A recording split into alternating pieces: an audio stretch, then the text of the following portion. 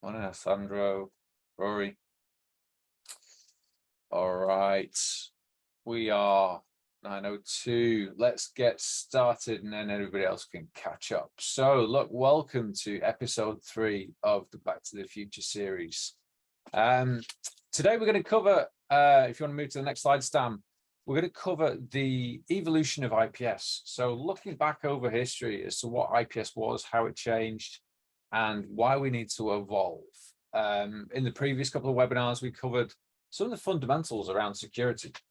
So how do we get control of what's in our estate before we apply security control? So how do we look at applications? How do we configure SSL inspection? And how do we prevent or reduce the attack surface? And that moved out into SaaS application control as well, as we see the proliferation of SaaS. But now we're joined with Stamatis Lukarinas, who's going to talk us around the evolution of IPS and what the role of AI and ML has in IPS. So slight change to how we've run things in the past. We're going to get straight into the content and we're going to do the quiz and the winners and all that good stuff right at the end. So Stan, without further ado, it's over to you. Oh, sorry, one thing. Next slide. For those that have not been on the call before, we've got Menti quiz that we run at the end. So if you scan this QR code, the quiz isn't open, but it will get you logged into Menti. So when I start the quiz towards the end of the webinar, you'll be able to log in. There'll be a page with instructions. It says instructions on it. Just wait. When the quiz starts, you'll be invited in to join. And if you could join with your first name, last name, that'll make it easier for us to figure out who's who when we run the competition. But we'll go through that in a minute. But without further ado, over to Stan. Hi, thank you, Chris. Hello, everyone. My name is Stan, and we're going to be talking about the evolution of IPS. And as Chris said, we have done, now that we know the application, we have the visibility of our applications in our estate. How do we look into that content? And before we jump into going into IPS and our threat prevention, I would like to mention a little bit about the history, how we reached to where we are today, right? To the next generation firewall single pass architecture and the AI detection, which is the last two humans and robots on the side, right? So first thing, if everybody recalls, was the access control lists, right? We invented the firewall. What it could do is just look at destination ports, look at source destinations, IP addresses, and take a decision there. It wasn't able to look at the protocol. It didn't have any insights, right? That came with a stateful packet inspection, where we started looking at connections, right? The firewalls became packet filters, known as packet filter, where you could actually look at the protocol itself. You could look at the connection state. This is where we started mitigating DOS attacks, looking at the state of the protocol and its contents, but not yet having the ability to take decision as we do today with the IDS, right? And hence came the IDS. And I'm going to move to the next slide, because our discussion today is about the single pass architecture and how we reach to the AI detection, right? So from the stateful packet inspection, we went to the first invention of the IDS. That was introduced from Dorothy Denning, Dr. Dorothy Denning, in 1986. It was called the Intrusion Detection Expert System. It was based on pattern, and it had some statistical anomaly, right? Detections, even back then. Early 2000s, history tells us that that's what started to be adopted. In fact, 2004, for the ones in the call that were aware, was the first open source IDS, if I recall, called Snort, that was invented. 2000 took off with intrusion detection, right? Companies, everybody saw the value of being able to sync the connection, controlling it in the firewall level in a network security, but being able to see the content as well. What is actually being transversed? And intrusion detection systems just alerted us, right? You would have it probably in your network, plug it on the side, on a mirror port where you would have a device in your architecture and looking at the content of your traffic. This is what IDS do. And based on that, you would have some signature patterns, right? Some pattern matching, some signatures that would match specific traffic. And back on those days, what was important is how many signatures can you have, right? But as the systems grow faster and we had the need of faster communications, that change and hence the shift to IPS, right?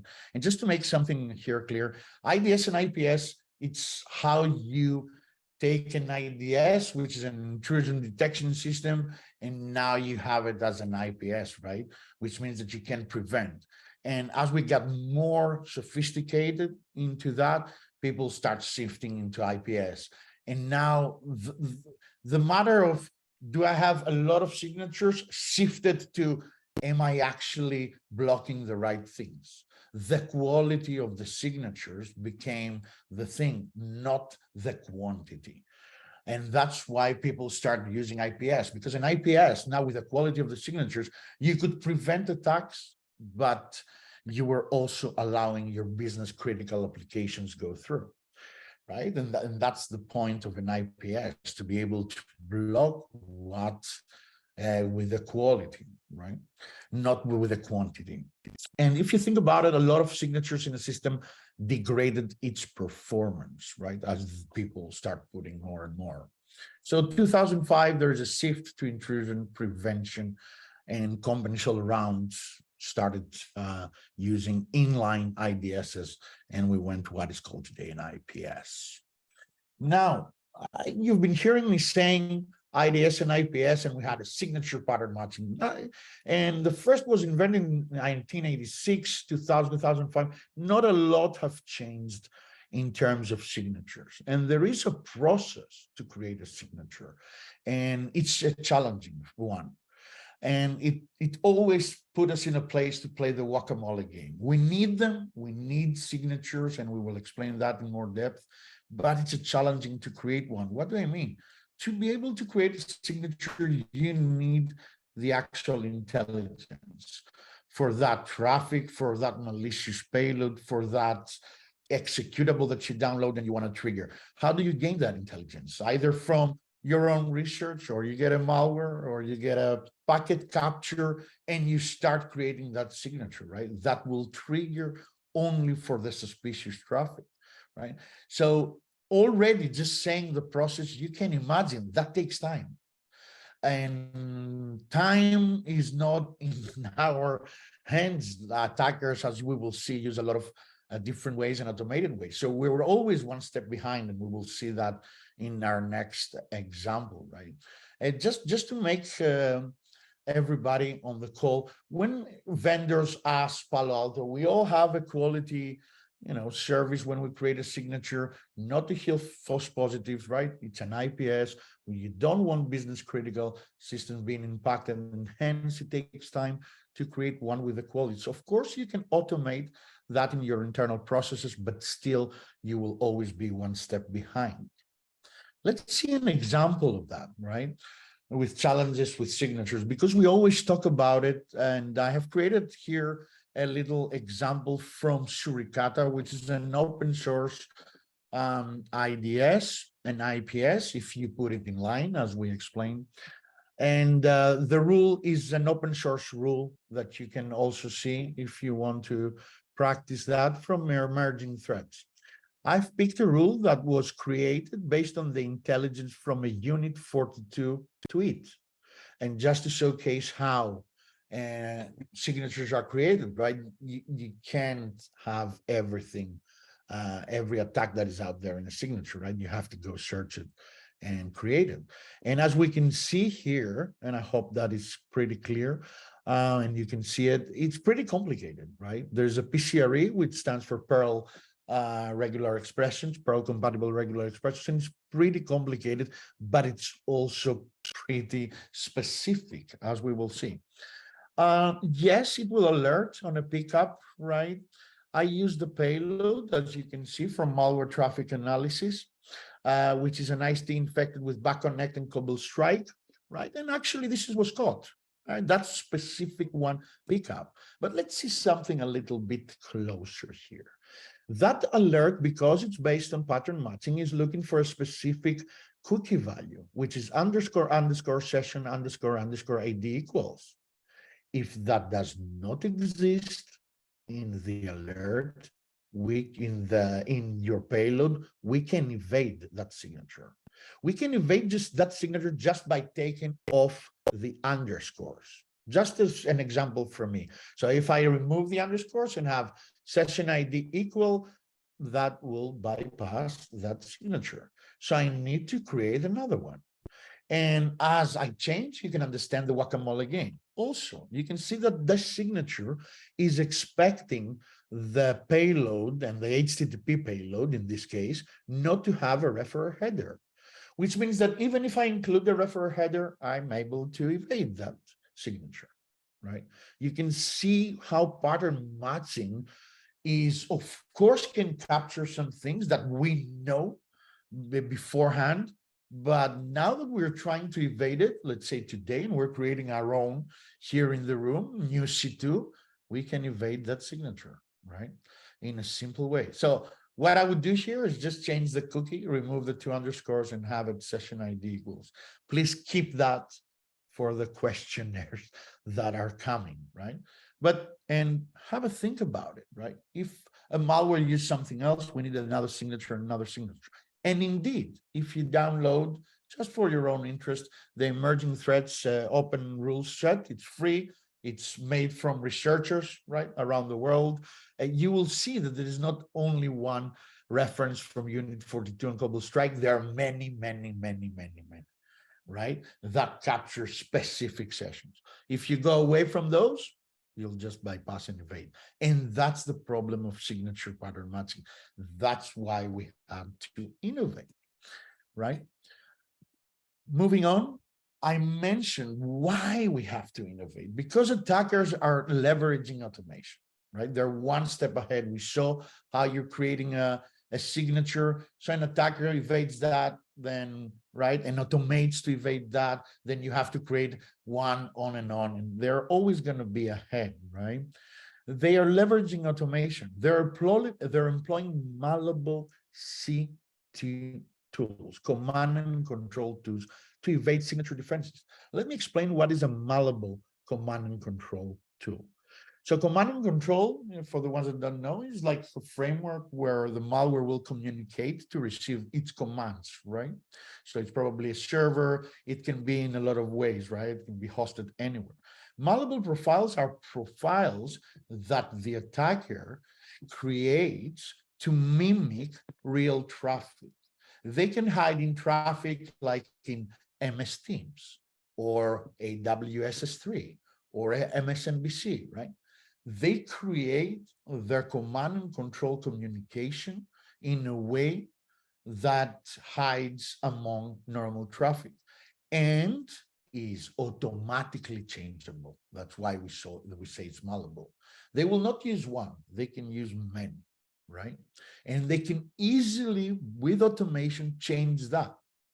Another big fact here, right? And mentioning, just to go back, mentioning Cobble Strike, why we do, a lot of the command and control frameworks that are created today, they all have their first grounds from Cobble Strike, which provides that malleability, right? Something else to really focus here as well is, of course, they know that we don't decrypt. A lot of customers don't decrypt their traffic. So 70% of malware is encrypted in one way or another, mostly with SSL, right? Because you want to do HTTPS. That's why it's so important to decrypt as well your traffic. So this is what we're seeing out there from the attacker point of view. Let's, just to give you an example, communication in the shadows. This is from malwaretrafficanalysis.net. Brandon Duncan is working for Unit 42, so he's part of Palo Alto Networks, and he keeps that site for anyone that is interested to learn about how malware communicates and works to go and download samples and pickups. And as we can see, I have just highlighted here with Control F, right? Cobalt Strike from 2022. This is last year. Something to note is that different malware families with different targets, like there might be targeting aerospace, there might be targeting financial, retail, do use the same tool. So they will go down to Cobalt Strike or other similar tools because it suits them well in their arsenal, right? This is not one malware family. This is not one targeted, like one attacker family going through using that tool.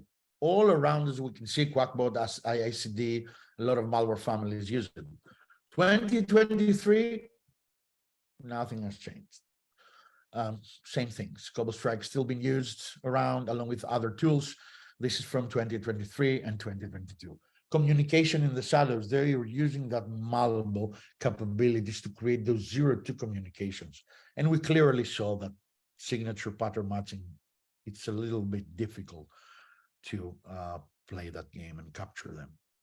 So before we go into more depth, I'd like to remind everybody, okay, you're showing us this traffic and we can obviously see that pattern matching is a whack-a-mole game, right? What we can do, like what is our solution? How we can start feeling more confident, right? I always said, and I have a background in incident response as well, and I truly personally believe that as Tomatis, like you need to have visibility. If you don't have visibility in your infrastructure, your network, your IoT, you can't react.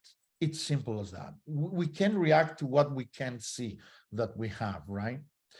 And it's not about reacting, it's been about being proactive, right? When you have visibility in your infrastructure, you can be proactive in what you set, your network security policies, your security policy, and everything, right? You don't have to react every time. You can start being proactive. But what do we mean visibility? We mean all applications. We mean users, right? We live in a world where I might be in the other side of the world and now presenting, right? Part of a company, I'm a user, have the same accesses in a different PC, but this should follow me, right? And my policy should follow me. Devices, all endpoints, encrypted traffic, right? When you have that visibility, SaaS and cloud, as we saw on the last two Back to the Future sessions about the applications and the SaaS applications, right? When you have that visibility, you can act.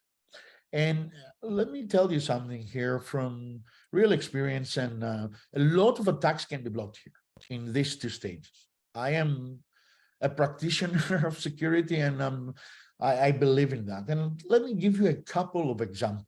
I always, when I talk to customers, I always tell them, is there a reason for a link file to be downloaded in the end user? Is there a reason for that application to be used and be able to download encrypted zips? Do you use that in your everyday, right? So when we step back a little bit and look at our surface, our infrastructure, we can, I believe, easily with some rules, right, start reducing that attack surface. But wait, we need to do business. Yes, but allow that. And now what you're looking at in terms of content is just the things that you have allowed, right? The things that you tolerate and your sanctioned application, right? Everything else should not be allowed and should be monitored by you. But now that it's blocked, it doesn't pose that threat, right? And you put all your efforts to the business that you allow, right? Because you allow the application and you will see the content as well. Very, very important. And I believe those two pillars provide like a lot of security.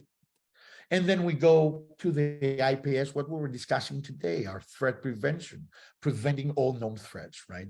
With signatures, with things that we know, bad domains, bad hashes, bad malware. But what happens to the infrastructure that we saw earlier, right? The new, the automated, the malleable. This is where we come with our innovation to prevent the unknown, right? This is where we have introduced machine learning, data science, and other innovative technologies to be able to prevent that zero-day inline, right? Without the knowledge of prior knowledge of the attack or having any signature, right? And this is preventing an unknown, something that is not known to us today. Our zero-day communication, our zero-day malware. Of course, to be able to see all this, I said visibility. Visibility means decryption, right? Let's say you get an email, a phishing email, that the attacker has a link to Box or Dropbox. These are not bad applications. They use HTTPS, Google Drive, put whatever you like, right? How you are able to see what is being downloaded if you're not decrypted? You can't, right? So decryption is very, very vital. And we do have a lot of ways and steps within Palo Alto Networks that you can adapt SSL decryption. And I know that was mentioned as well in the first Back to the Future. There is a process, like you don't just flip switch and you decrypt, but there is a process and we have steps to go and do that. Now, let's put it all together before we go into the deeper side of IPS. Users, devices, applications, threats, right? As we can see here, we have, for example, tolerated such applications. What is the source, right, of the group? What are the devices? And in this case, where are they going? What are the applications? And of course, now that we allow those tolerated transactions, let's look into the content, right? And today we're looking at advanced threat prevention, right? The part that allows us to look into anti-spyware, antivirus, right? And our machine learning capabilities of being able to prevent that zero-day attack, right? Either on a command and control or on exploitation. And we will open and see that in detail. Cool. I'm gonna just show you two packet traces. Have a little look. I'm just gonna count like 5 seconds, 10 seconds in each one. And please, just for the fun, so we get a little bit active. This is not an active question. Answer, or Chris, do we have a question on that will pop up, or they can just go on chat? No, just put your responses in the chat window. Yes. Let me show them the second one. So first one, light. Second one, dark, or both. Just a little hint on the second one, just to go back to the pattern. You see here, they're using session token on the cookie. There's no session ID. We don't know if that's malicious. You will decide, right? The host is Amazon, right? You can see the packets here. Let me go one more back. Here is MSNBC traffic. You can see the host is akamai.hd.net, normal host, right? You can see the referrer as well. Header exists in this case, just to go back and think about the pattern matching. Both those, if one is malicious or both are malicious, would have bypassed our signature. So we needed more signatures to capture this. And I'm going to leave it here. Do we have answers? Please, just have fun. Light, dark, or both.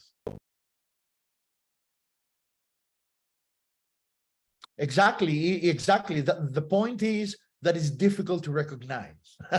So if you're feeling that, oh, I don't know, it's fine. Like, make a guess.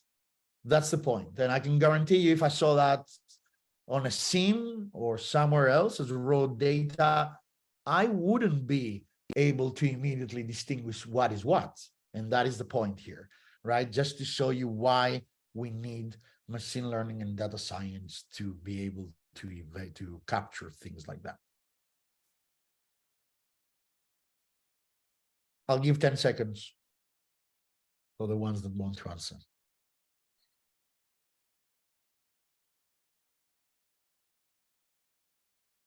3, 2, 1, done. Cool.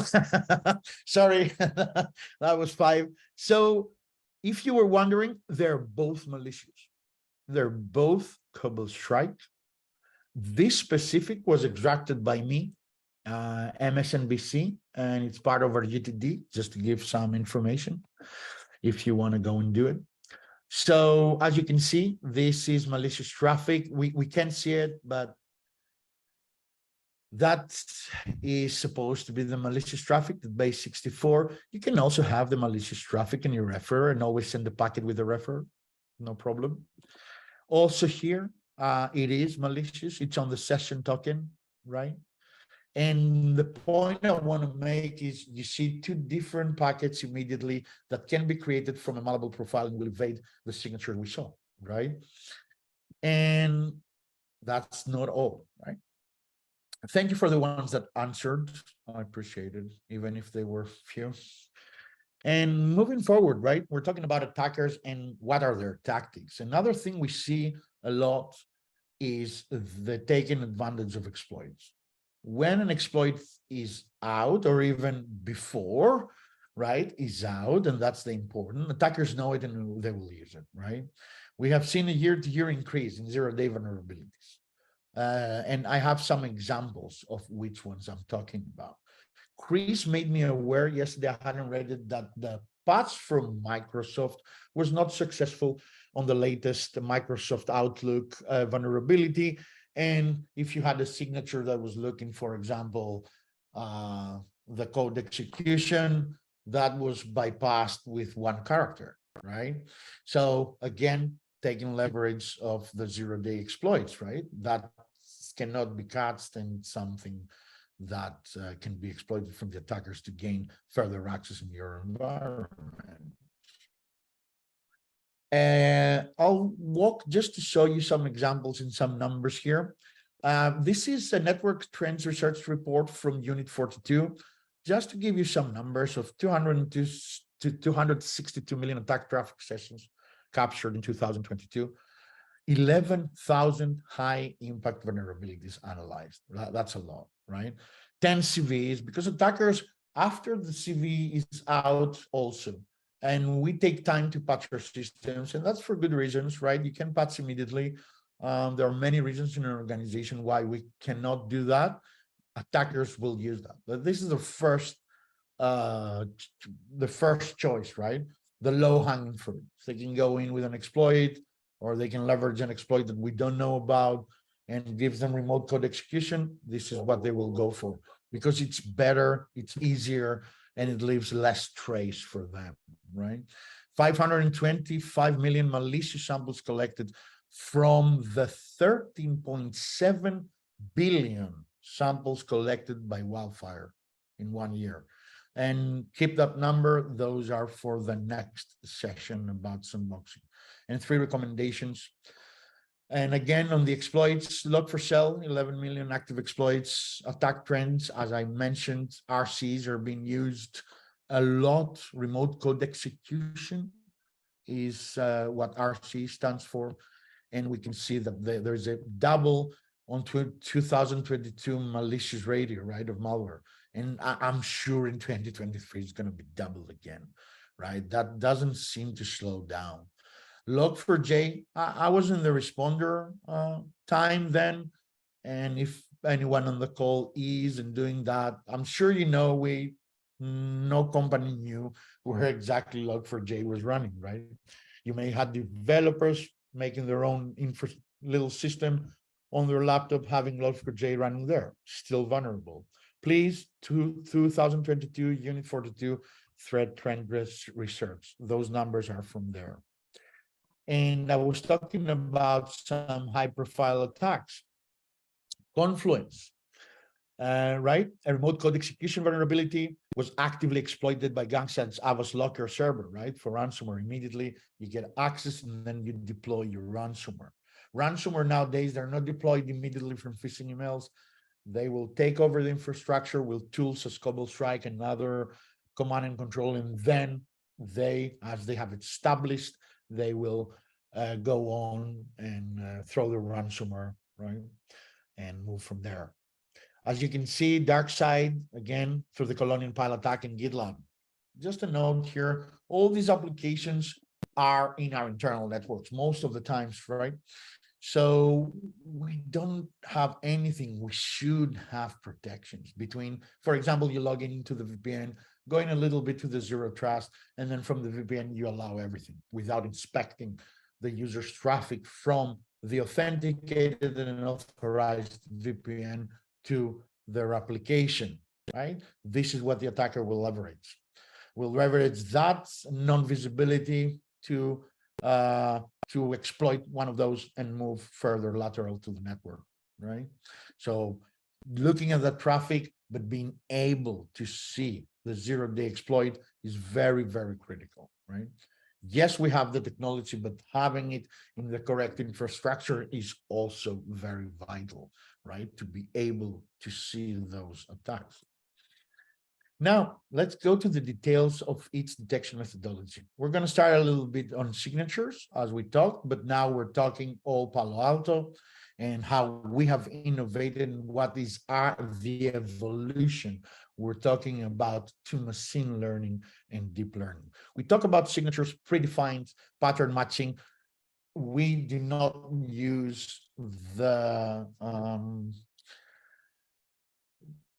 Shurikatas or the pattern matching engine that you show. We have our own proprietary that we're very proud about because you can capture with one signature thousands of variants, right? It's still a signature, right? It's still working on the known, but the way we have our signatures are pretty innovative way. And then we're going to explain the machine learning and the deep learning, right? Models that we have introduced in our advanced threat prevention for command and control communications and for exploit prevention, right? Both zero-day, both inline, live in real-time traffic. And I think we've all understand what is the need, right? Why we have innovated, because we want to prevent the zero-day. So signatures, advanced threat prevention. So with advanced threat prevention, you have like 3 profiles. Let's get a little bit practical: antivirus, anti-spyware, and vulnerability protection. Here, I have included some of the categories and some of the files that you see in the different profiles. So antivirus is about the files we see, right? And we will see how it's updated and everything. So the hashes, the files we see, again, our signatures here, one signature may cover thousands of variants, and that's visible actually when you open the release notes in your firewall. Anti-spyware, some of the categories that anti-spyware covers, and since it's a practitioner's session here, just to let you know that I have exported those in a CSV and then have cut it out so you're able to see it. They are exportable. You can export all your signatures, and it's important. We will see when you come to automation. So adware, backdoor, botnet, browser, crypto miners, right? All of these categories are covered from anti-spyware profile, right? Moving forward, our vulnerability protection, which includes your classic CVEs, but also includes some other categories, right? A lot of the categories might also have CVEs, right? So there might be a code execution, as you see here, and it will have that category, most likely a CVE, right? But these are the different categories that those profiles have, right? And you're protected. On moving forward, let's now something to note. As you can see on your right, there is info, low, medium, high, critical. I always like to say that. So all our signatures have a severity on them that allows you to easily adapt them, right?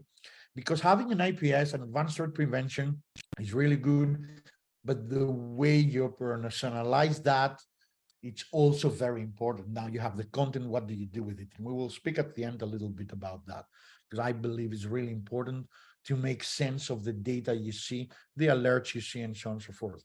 Just a note, and getting a little bit out of the context here, and apologies.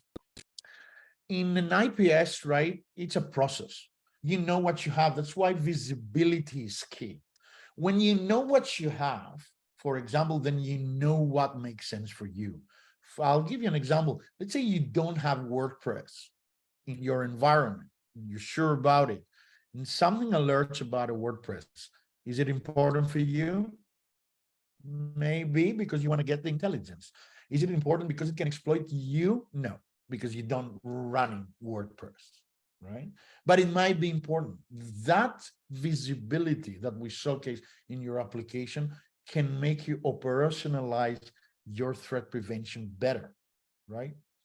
It's like somebody's looking for an etc password in a Microsoft IIS. They will never find it, right? It doesn't matter how many times it triggers. So antivirus, they're updated every 24 hours. Of course, automatically, of course, you can do that from Panorama and you can schedule it the way you want and in the hours you want. Threat updates are frequent, right? So how do I schedule these things, Stan? Please look at best practices for those things. Best practice for how you use your profiles and best practices for the updates, right? What do you put? What severity do you use? Maybe it's not for you, but it's a good guidance to see what we propose as a company, right? And to make it easier for you. Also, there is a session, and I hope everybody in the call should follow the sessions that are coming. There is a session with my dear colleague Matt on AI ops, which is very critical in that sense of adjusting and using your best practices, right? What are the best practices to be secure? Because now you have the profiles, you have the updates. How do I use them in my environment, right? Please scan the QR code that you see, and it will take you to that site where we have all our best practices, and we strongly recommend from the CDSS team. Custom signatures. So we have our predefined signatures in our update, but we're Palo Alto, so we allow you to create your own signatures. I just have an example from the firewall as I did before. What you're seeing is from our next generation firewall Panorama. So you can see that you can add for different protocols. I just use HTTP, but trust me, there's DNS FTP. There's a lot of ready to go things for you to create your custom signatures should you need to, right? This is not something that is necessary to be used, but in case you use it, you want to hunt something in your own environment, you have the capability to do so and create your own custom signatures for vulnerability and spyware. You can also, through the IPS converter plugin in Panorama, import your own signatures from Suricata or Snort. We have that rule. This is a lot of the signatures that if you're writing your own and you have something specific and it cannot be covered from an EDL, which means it's not an atomic IOC as they called, with IP URL domain, then, and you have something very specific, then yes, write it. But please think about it, because Palo Altos offer other choices, right? So if you have a domain, and if you have a URL and IP, you can use an EDL and you can automate it. You don't need to use a custom signature to capture a domain, right? This is for behaviors. Cool. And now let's get to the part which I think you're all been waiting for, which is machine learning, right? And we have seen what signatures are. And sorry for the repetition, because this is how we jump to machine learning, and I can starting to explain the differences, the need, the innovation, and the evolution to what is advanced threat prevention, our machine learning and deep learning models, right? We're not going to do data science, but I'm going to explain why we need it, what is the value of it, and why for us and with the data we have, it's so accurate. So as you can see on the top, we have our signature. We've discussed them by now in this IPS evolution. And, by now, fixed set of patterns. We're looking for this, this, and this.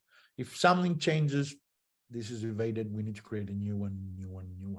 Machine learning, right? Let's talk a little bit in a very high level about machine learning. And I want to make clear, I'm not a data scientist. but I have read as much as I have read about data science and machine learning and deep learning models. So machine learning, a dynamic set of patterns with different combinations, right? So in machine learning, it's the data science that makes the algorithm, right? It's supervised most of the times. And those machine learning models change from the data science, right? You get a set of patterns and you can compare.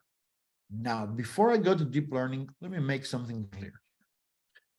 All learning and machine learning and deep learning depend on the data. I urge you, and I always say that, please go to Google and search, how can I search for a malicious URL via machine learning? You'll find an example of a Python or whatever, but you always 100% will have a data set as a test. And that data set for URL will be Alexa. You will never find a machine learning example in the internet or anywhere without a data set. And the data set is very, very important because the machine learning and all this data science runs against the data you have, right? I always say that example, why do we search? No offense to the people that use others, but why do most of us use Google search instead of Bing or DuckDuck? Because Google has more data, right? And their searches are more accurate. Simple as that, right? And why I'm saying all that, because I'm going to the case of Palo Alto and the case of machine learning and deep learning. We do have a lot of data, and we're going to discuss that, right? And machine learning and deep learning models need good data to give good results, right? And that's why we saw the trends and what we collect, and we've been collecting since 2014, right? Data through Wildfire being the first sandbox. And that is something that Matt will explain as well in the next Back to the Future. So going machine learning, deep learning, we leave the actual algorithm learn itself. As you can see in a deep learning model, which usually they're not supervised, so we let them run themselves. You give them the full amount of data to compare if this is good or bad. But if any machine learning or deep learning model gets those two, it needs a data set to compare it, right? Having the right data set, as we do, we have 8,000 customers, 2014, so million traffic sessions, right? We're the first sandbox in the industry. We do have the data to compare. We do have that big data to get that packet, compare it with our models, of course, which play a big role, right? And get the verdict. But please, I urge you to look at that. All data needs, all machine learning or deep learning need the data set. The better the data set, the better the output, the better the algorithm, the better the output. We do have the data, we do have the good models, right? Cool. So evolution, and I really truly believe it is. We talked about command and control, how it's been evolving. We talked about 0-day, how it's been evolving. And this is why we have innovated and we have seen the problem to go to machine learning. We see that signatures, yes, are good. They can capture what we know. They're really good to create, and we should not stop having them. They are part of our advanced threat prevention and our threat prevention strategy, right? But we can't stay there. We need data science. We need machine learning to be able to identify traffic that is malicious before it's known to the web that it is. Here, I like to just think of SolarWinds case. SolarWinds case used a strategically edge domain, used Cobalt Strike, used a malleable profile, having the traffic sim in the network as SolarWinds traffic. This is going back to the malleable, right? We didn't have back then advanced threat preventions, right? When that happened, but this is what we're trying here to prevent, right? Those 0-day malleable traffics with command and control, those communications that nobody knows about, there is no signature. And let me be clear, this is in real-time traffic. And we will explain it in more depth, but I just want to start mentioning. So as traffic passes from the firewall, this is identified in real time and you get the verdict in real time. And I will explain a little bit more about that in the next slides. Also, the prevention of zero-day exploitation. We saw the cases of GitLab, Confluence. These were zero-day, nobody knew them. Attackers did, and they tried to exploit them. Being able to really prevent that in its start, where no one has a signature, right? There is nothing information about the exploit of the application. It's so crucial. And really, no one in the industry has that. I really do mean that. We will go into details of the protocols and everything. As you can see on this picture, you can see that the threat intelligence wildfire unit 42, right? Everything is all that data, apart from the data of the customer, all that research also goes to the modelings, right? To create those models, which are always updated, and we will explain that in more detail. So cloud inline analysis, advanced threat prevention, right? Where do you see it? Let's go practical. What are the applications that are being used, right? So here's an anti-spyware profile. We can see the inline cloud analysis being highlighted. I have enabled it, right? And we can see HTTP, HTTP2, SSL, unknown TCP, unknown UDP. Before there are any questions on SSL, yes, we look at the blob. We look at the blob of the data. We look at the client handshake. It's not just a JA3 or JA3S, apologies. On that, there are lots of data science of that blob that we can see to identify malicious traffic that is encrypted, right?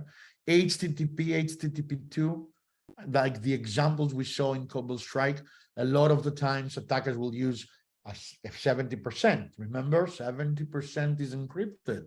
HTTPS, if you're decrypting, it's HTTP, right? This is where we will see it. That's why it's so important to decrypt as well. A lot of the traffic is like that.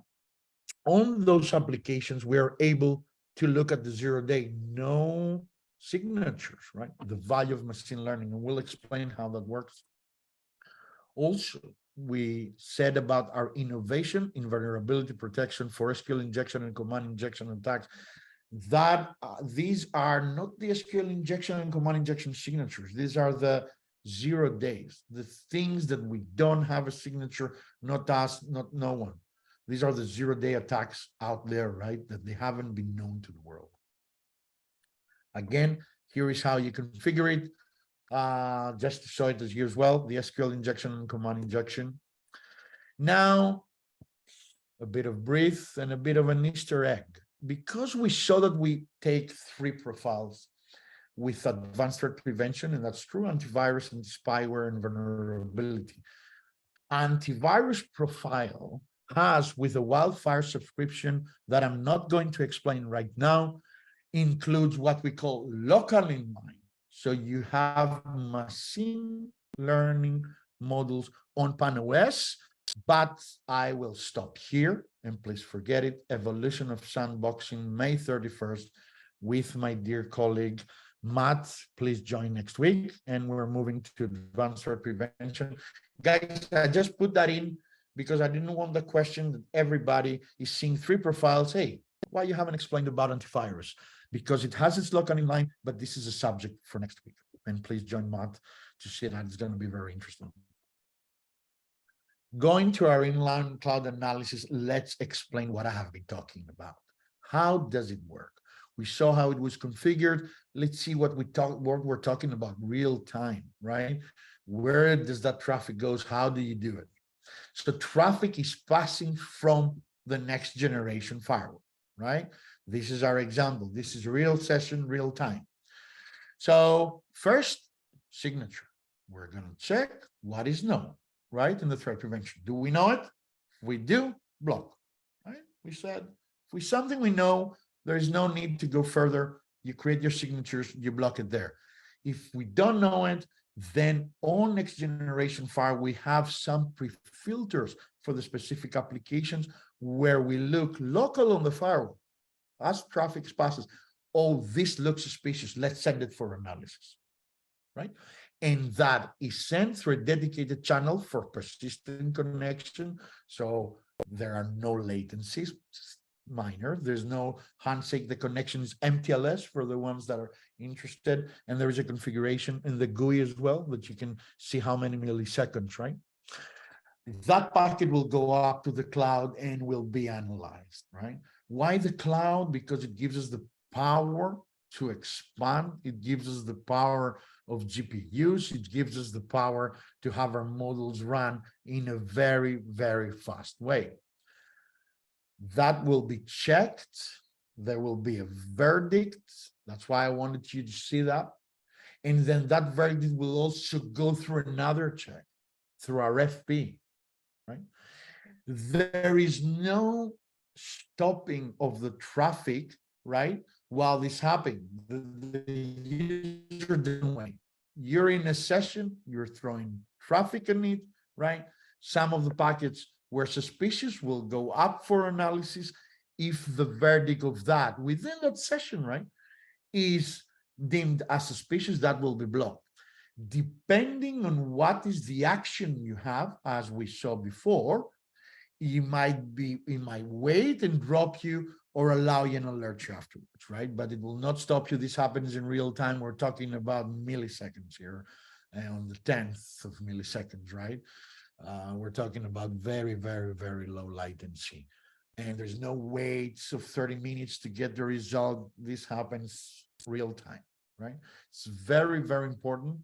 That's why I'm mentioning it, because we have invested into that. So you don't have that disruption of traffic.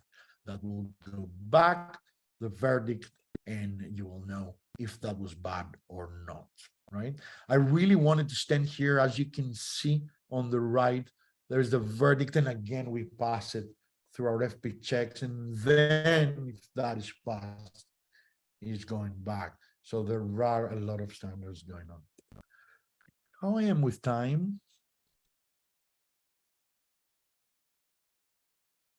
You got a couple minutes, Dan. Cool. So infrastructure all around the world where our cloud is available, as you can see. This might not be updated. Please ask us. There are always updated locations, right? Some case studies on what I was talking about, CobbleStrike, Malleable C2. These are publicly available. Please scan the QR code on Unit 42. Traffic, zero-day exploitation, the same. Some case studies from me from Unit 42 on zero-day exploit detection using machine learning, and the before was AI. And I'm finishing, I have like 3 slides. We said operationalize advanced threat prevention.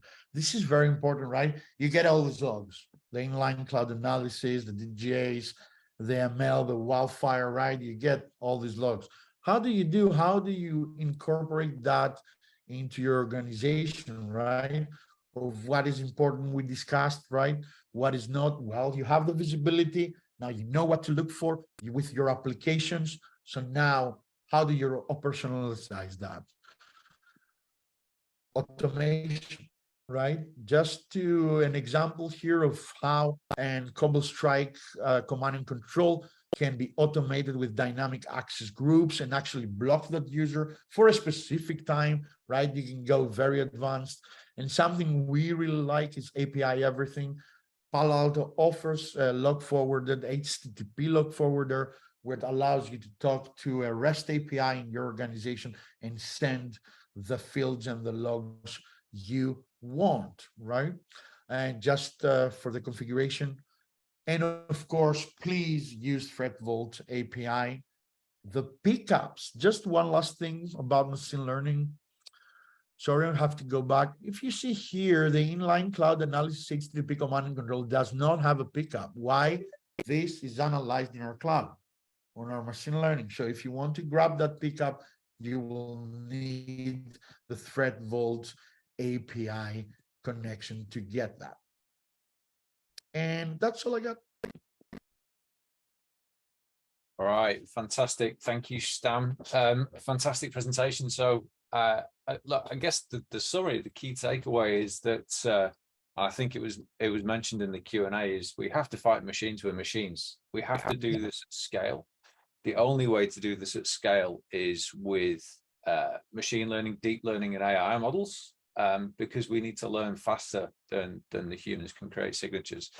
So obviously doing this offline, like in the cloud at scale, doing it offline as machine learning to create signatures is just not fast enough, right? And this is where we're really, really investing a lot of time, effort, and research as Palo Alto Networks to try and stay ahead of the adversary. So onto some calls to action. So what can you do now following Stam's presentation? So next slide, please, Stam. Yeah. So you can try it if you're a customer, or if you're interested, you can try our cloud delivered security services. So anywhere you see CDSS, it is about cloud delivered security services, threat prevention, wildfire, SaaS Inline, etc. You can take an ultimate test drive, so you can get hands-on with the technology without having to deploy anything into your environment. This is structured training and enablement that shows you how to build and configure and test the different firewall policies. The next slide, please, Stam. Thank you. If you do want to deploy something and just get some visibility in your network, we can do the security lifecycle review. We talked about this previously, but for those that are new to the call, this is putting a firewall in your environment passively in tap mode. So we just span traffic out of a switch, and we provide you visibility as to what's happening. And then for those that want to take this a step further, we have our Beacon Learning Portal. If you scan that QR code, you can go register, get access to free training materials. That covers actually way more than just what we've talked about today, but under Strata and under the CDSS banner, you will find everything that Stam has talked about in threat prevention.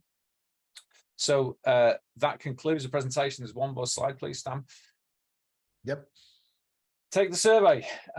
We're always interested in your feedback. If you want to request a call back from sales, if you want to attend a hands-on workshop, if you want to provide content or feedback on something else you'd like to see or talk about in the next series of these, please let us know. We take all of your feedback seriously, and we definitely action it. And then to the next one, Stam, is next week. So Stam's already touched on this, but next week we have Matt Smith, who's been a panelist today. He's going to talk about the evolution of sandboxing. This was sort of touched on in the chat anyway, but how attackers have evolved to evade detection and how we must respond and how Palo Alto are responding. It's a fascinating presentation. So tune in next Wednesday at 9 o'clock in UK time, 10 o'clock CT for that session. Okay, all right, onto the quiz. So Stam, next slide, please, and I'll get the quiz ready. Oh, quiz results. I forgot we'd rearranged. So quiz results. We've had to do this slightly differently this week because we found a Palo Alto employee participating in the quiz, which kind of skewed the results. So bear with this. This looks a bit rubbish, but we will reveal the winners, and we've tried to do our best to get rid of the Palo Alto employees. So for future note, if you're an employee of Palo Alto, please don't play in the quiz. So in third place, let's go for it, Sam. Let's build. So third place, this is an interesting one. We had two people, Vroom and Vroom. We don't know who you are, but if you could put your name in the chat. I presume there was two of you in a single room or a single building. So yeah, you can go share the prize if you can tell us who you are. Derek Ho was one of the rooms. Brilliant. Okay, Derek, you can sort this out with the other room. Fantastic. All right, congratulations, Derek. The next one, please. Second place was, hit it, Stam. M. Now, this was a bit of a needle in a haystack, but I did look to see if anybody was actually called M. Couldn't find you. So if you could let me know who M was, then obviously we'll sort the prizes out and we'll get them sent across to you. And then the winner for last week, number one, was Bode. Bode, we know who you are. We will be in contact. So congratulations to you guys. Well done for being fastest finger first. All right, well done.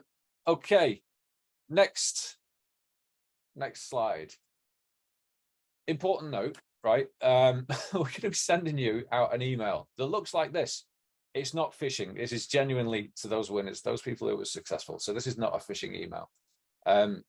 Double check the headers though. Just, be paranoid, right? We're security people. That's kind of what we do. But yeah, if you get an email like this and you're a quiz winner, then it's not phishing. If you get an email like this and you're not a quiz winner, then it probably is phishing. All right, fabulous. Right, on to the next one, Stan. Let's get this quiz going. So, team, whilst this is showing, I will just set up the quiz for those of you that want to scan the QR code, and if you want to participate, right, I will get this up and running.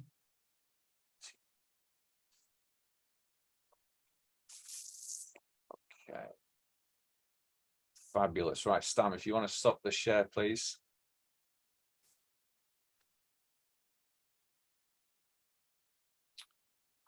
Okay, so we should have now a screen that says instructions. Can everybody confirm that is the case on the screen?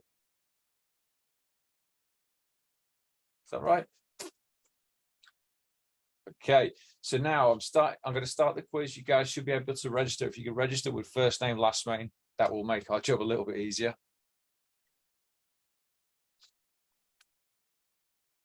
We'll give you a few minutes to get registered.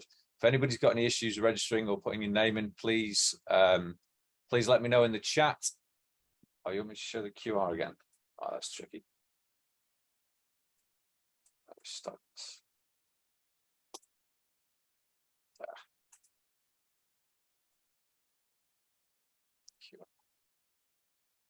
Sorry, guys, if that went too quickly.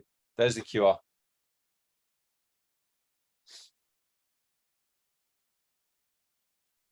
Okay, if you guys want to let me know in the chat whether you've managed to scan the QR code and get into the game. It seems like we've got 45 people in the quiz.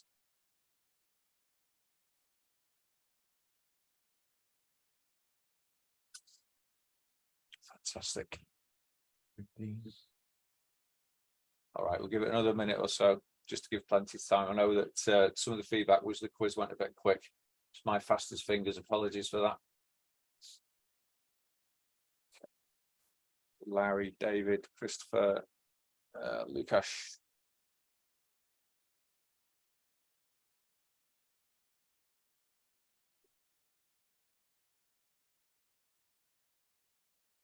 All right, I'll make it 10:05. I'm acutely aware of time as well. All right, guys, let's go. Let's go. So I'm going to start the quiz in just a moment. Apparently 60 players are ready, which is going to be interesting. All right, here we go then. The first question. Who introduced the first IDS IPS? Thor from Asgard. All right, loving your work.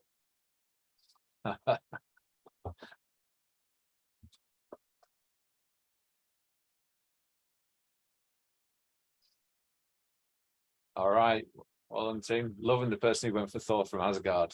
But yeah, correct. Stan put this on slide one. Dorothy Denning, absolutely correct. Well done. Let's see how we went. This is easy. All right, congratulations, Ian. Fastest finger first. Rory and David as well. Not much in it. Okay, this is going to be tight. On to the next one. Question 2. Which profiles have the new Inline cloud analysis capabilities?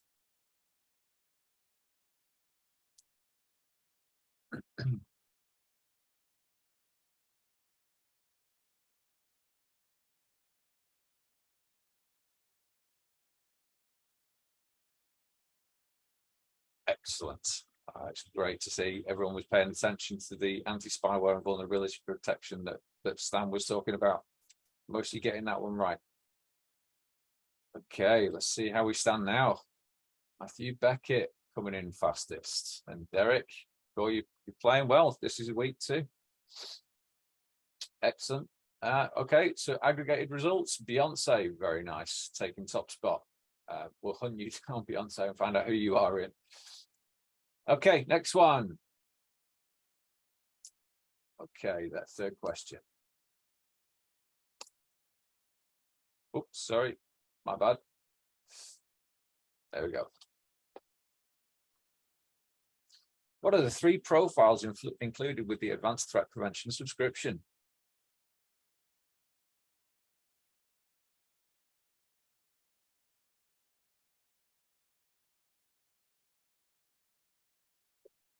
Oh, Stan, this is a tricky question. All right, congratulations, 39 of you getting that right. Impressive, actually. I thought that might trip more people up. So let's see how we did this time. Rasmussen with the fastest finger on that one. What's it do? All right, Rasmussen takes the lead. Very cool. Question 4. All right, are we ready for question 4?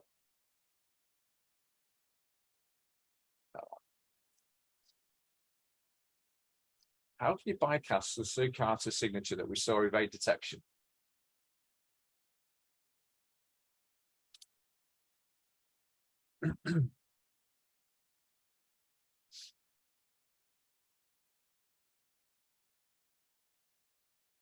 Tricky one this time.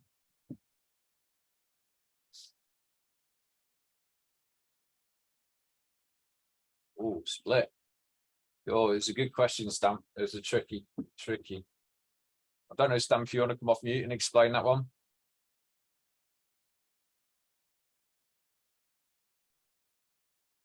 Yeah, I think we've done a mistake here ourselves, and the one that is wrong is the right one. Okay. All right. Oh, that's going to trick it. All right. I can figure this out in the back end. Please. Okay. So 34 of you were right. Well, we will figure this out in the scores afterwards. Don't worry about that. Okay. Maybe we'll just discount that one. Okay. We'll ignore that score. Okay, question 5. Final question. Hopefully this one's correct.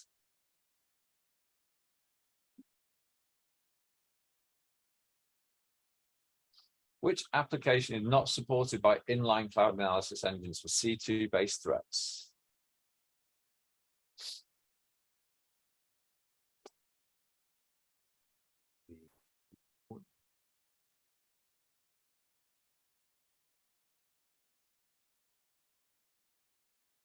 Very good. 27 of you getting that one right. So IRC is not covered by the cloud analysis engine. Okay, look, that is question 5. We will announce the winners after some jiggery pokery with the back end and getting the scores right. I will get that sorted out so we make sure we're truly reflecting who won this quiz. Okay, so this is it. Thank you so much for taking your time out with Palo Alto Networks today. Next week, join us with Matt Smith, who's going to talk about advances in sandboxing and how it's evolved. But for now, thank you so much, and I'll speak to you next week. Thanks a lot. Bye.